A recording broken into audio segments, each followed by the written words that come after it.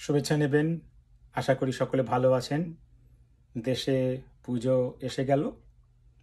ভাবলাম এই উপলক্ষে বিশেষ করে আমাদের ছোট্ট ভাই বোনেদের উদ্দেশ্যে, বন্ধু বান্ধব ছোট্টদের উদ্দেশ্যে আজকে আমি প্রেমেন্দ্র মিত্রের লেখা আগমনী এই কবিতাটা দেখে দেখে পাঠ করব। একটা কারণ অবশ্যই আছে। সেটা হচ্ছে যে 1904 সালে প্রেমেন্দ্র মিত্র এই সেপ্টেম্বর মাসেই, মানে 4 সেপ্টেম্বর জন্মগ্রহণ করেছিলেন। কাজেই এই মাসটা তার জন্মের মাস, এবং এই ছোটদের জন্য লেখা এই কবিতাটি পাঠ করে আমি তাকে স্মরণ ও প্রণাম জানাতে চাই।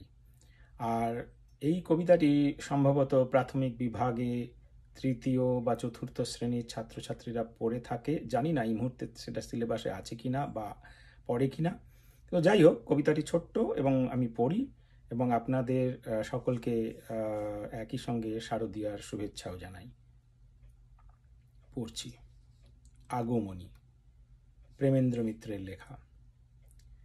বর্ষা করে যাব যাব, শীত এখনো দূর, এরই মধ্যে মিঠে কিন্তু হয়েছে রোদ্দুর। সত্যি তো এই সময়টা রোদ্দুরটা খুব একটা মিঠে হয়ে যায়, পিঠে বসে থাকতে খুব ভালো লাগে রোদ দিয়ে।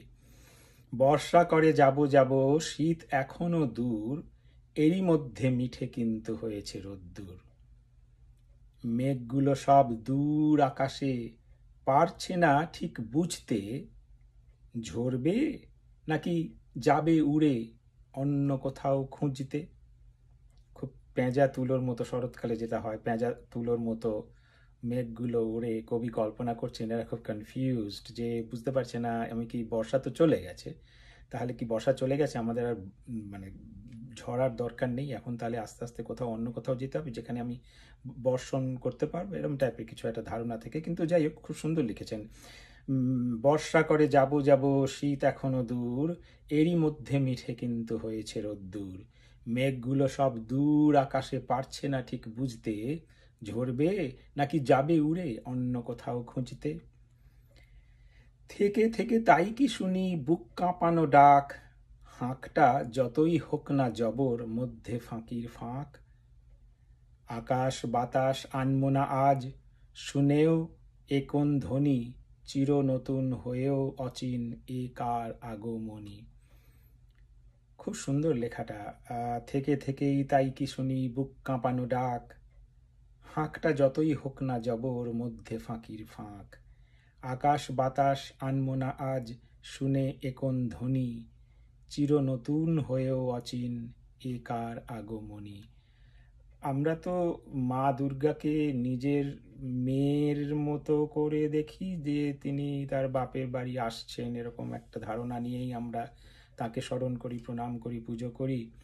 কাজে আমরা জানি যে কদিনের জন্য আসবে, আগমনী বার্তাতে আমরা খুশি হই, কিন্তু এটাও আমরা জানি যে এই কদিন পরে তিনি চলেও যাবেন। কাজেই আনন্দ বিষাদে মিলিয়ে থাকে এক ধরনের কি বলবো বোধ। তবে আনন্দটুকুই এখন করি। আশা করি শারদীয় ভালো কাটবে আপনাদের, এবং আশা করি আর বৃষ্টি হবে না যেভাবে বৃষ্টি হলো কলকাতাতে।